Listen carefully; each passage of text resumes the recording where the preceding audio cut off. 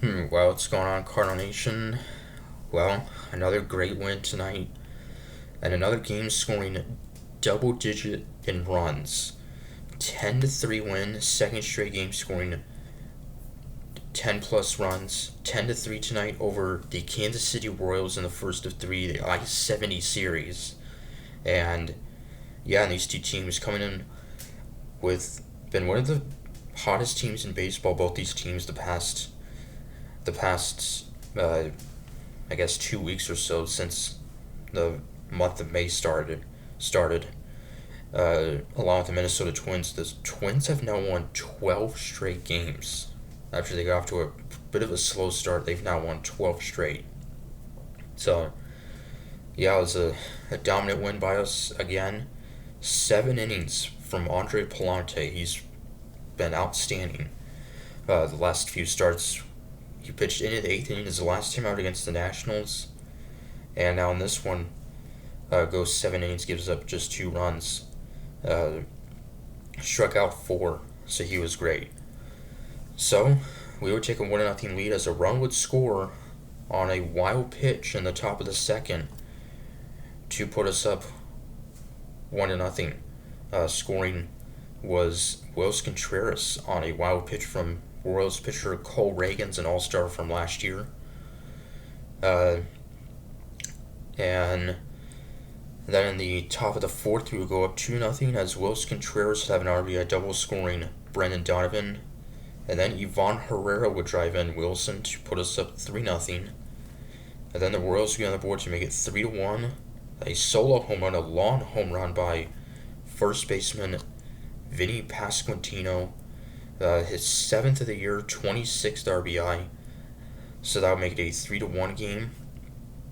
And the Royals would then cut the lead at 3-2 as Palante would be charged with a balk in the bottom of the fifth. So scoring from third was outfielder Kyle Isbell, who would have a triple.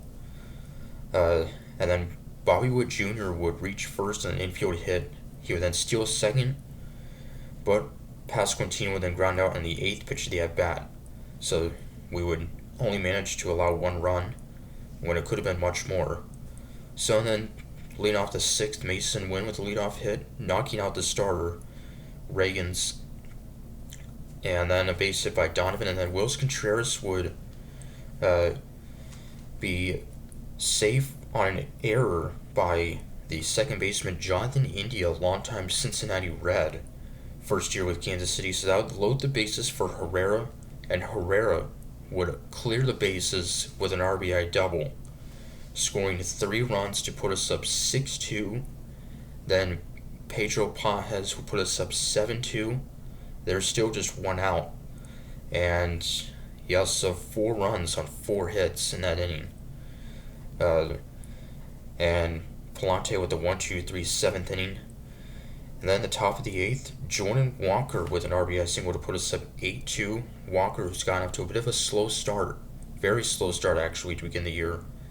Had a pretty good series against the Phillies.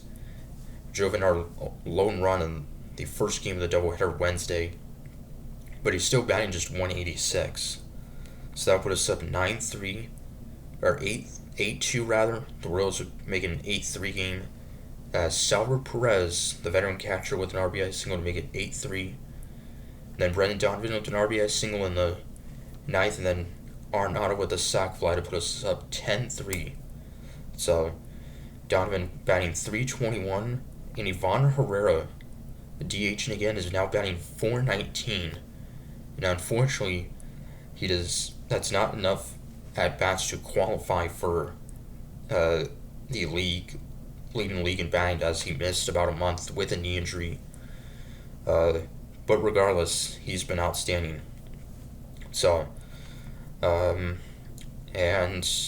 yes, and then 2 innings in relief closing out from the youngster Gordon Graceffo. So, just another dominant win as, yeah, this team, especially at the top of the order with Newbar, Wynn, Contreras, and Donovan, have been very good. So, and yeah, so after we had that 9-game winning streak, we now have won 2 straight and trying to get another winning streak and win another series. Where tomorrow night will be Miles Michaelis getting the start against. Well, actually, the Royals have not yet announced a starter, as their original starter Seth Lugo was supposed to start, but he is actually won't be starting. He was pushed back due to an injury. So, till Saturday, comic for saying go Cards.